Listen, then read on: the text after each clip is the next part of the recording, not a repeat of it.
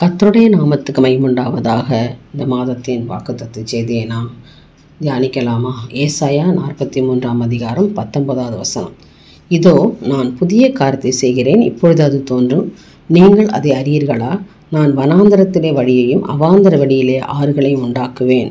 எனக்கு அருமையான தேவனுடைய பிள்ளைகளே, கர்த்தர் இந்த 10வது மாதத்தில் கர்த்தர் செய்ய போகிற ஒரு ஆசீர்வாதமான காரியம் என்னென்னா, இதோ நான் புதிய காரியத்தை செய்கிறேன், நான் உங்களுக்கு ஒரு புதுவிதமான ஒரு காரியங்களை நான் செய்ய போகிறேன் அப்படின்னு வாக்கு கொடுக்குறான். நம்புகிறோம், ஒரு ஆமேன்னு சொல்லுங்கள். என் தேவனால் ஒரு புதிய ஆசீர்வாதம், ஒரு புதிய காரியங்கள் உங்கள் வாழ்க்கையில் நடக்க போகுது. அதுக்கு தான் ஆண்டவர் சொல்கிறாரு, முந்தினவைகளை நினைக்க வேண்டாம், பூர்வமானவைகளை சிந்திக்க வேண்டாம். கடந்து போனதை நினைத்து கொண்டிருக்காது. உன் வாழ்க்கையில் கடந்து வந்த பாதைகளை நீ நினச்சி என்னோடய பிரச்சனை எப்படியா இருக்கிறது அப்படியா நினைக்காத.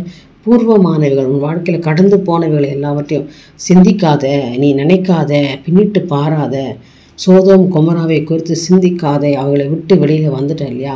ஆண்டவர் சொல்ல, நான் உனக்கு இப்போது புதுசாக ஒன்று செய்ய போகிறேன், இது வரைக்கும் நடக்காத ஒன்றை நான் உனக்கு செய்ய போகிறேன், அதான் புதிய காரியம். இதோ நான் புதிய காரியத்தை நான் உனக்கு செய்கிறேன் அப்படின்னா செய்கிறேன், கொடுக்குறேன், தர்றேன் அப்படின்றார்.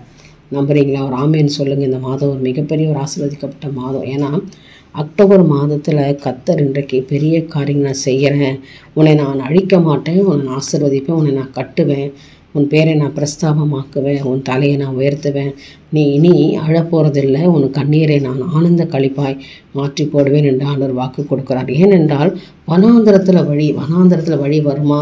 காரணமாக வரவே வராது. வனாந்தரம் எப்படி இன்றைக்கி வழியை ஆண்டவர் உண்டு பண்ணுவோம், அவாந்தர வெளியில் ஆறுகளை உண்டாக்குவேன். அப்போ நடக்காது இந்த காரியம், இது நடக்க வாய்ப்பில்லை, இது நிச்சயமாக இது வராது அப்படின்னு சொல்கிற எல்லாவற்றிலுமே ஆண்டவர் அதற்கு ஆமேன், நடக்கும், கிடைக்கும் அப்படின்னு சொல்லி இன்றைக்கி சொல்ல போகிறார். அதான் நான் வனாந்தரத்திலே வழி, அதாவது வழி இல்லாத இடத்துல ஆண்டவர் வழியை உண்டாக்க முடியும். உனக்கு அற்புதம் பெற்றுக்கொள்ள முடியாத இருக்கிற இடத்துல கர்த்தர் ஒரு அதிசயத்தை உங்கள் வாழ்க்கையில் செய்ய முடியும். இன்றைய தினத்தில் தேவன் உங்களுக்கு சொல்கிறாரு, இந்த மாதம் முழுவதுமே நீங்கள் அதை விசுவாசிக்க வேண்டும். நடக்காதது ஒன்றை கர்த்தர் நடத்தி காட்ட போகிறார். ஏன்னா அது வனாந்தரம், வறண்டு போச்சு, அங்கே நீர்ப்பாசலான தோட்டம் வர வாய்ப்பில்லை. ஆனால் ஆண்டவர் சொல்கிறாரு, வறண்டு போன உன் வாழ்க்கையில் நான் என்ன செய்வேன், வனாந்தரமாக இருக்கிற உன் வாழ்க்கையில் நான் உனக்கு ஒரு வழியை ஆயத்தப்படுத்துவேன். அல்லேலூயா. அது மாத்திரமல்ல, அவாந்தரமாக இருக்கிற வழி, அதாவது வழி இல்லாமல் இருக்கிறது, ஒன்றுமே இல்லாத காய்ந்து தீந்து போய் அது ஒரு அறுவடைக்கு இல்லாத இடம், அந்த இடத்துல ஒன்றுமே செய்ய முடியாது, அது பலனற்றது, அது வீணாய் போனது என்று சொல்கிற அப்படிப்பட்ட ஒரு இடத்துல தேவன் என்ன செய்யப்படுறாரா, ஆறுகளை உண்டாக்குவேன் என்று கர்த்தர் வாக்கு கொடுக்குறார். விசுவாசிக்கிறோம், ஆமேன்னு சொல்லுங்கள். உங்களுக்கு வனாந்தரமான வாழ்க்கை மாறப்போகுது.